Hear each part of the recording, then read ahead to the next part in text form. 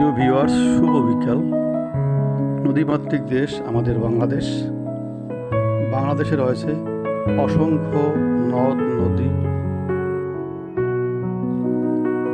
ভাদ্র মাসের শুরুতে গ্রামাঞ্চলের বিভিন্ন নদ নদীতে পানিতে ভরপুর হয়ে যায়, আর যখন পানি ওঠে তখন সব একাকার হয়ে যায়।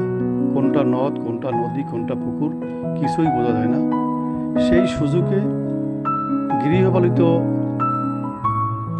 বিভিন্ন প্রকার হাঁস, অন্যান্য পাখি তারাও কিন্তু আপন মনে সাঁতার কাটতে থাকে। কোথায় যাবে, কোথায় গিয়ে থামবে কেউ জানে না।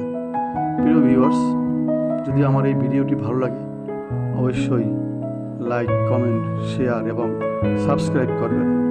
আবার দেখাবে অন্য অন্য ভিডিওতে। ভালো থাকেন সবাই।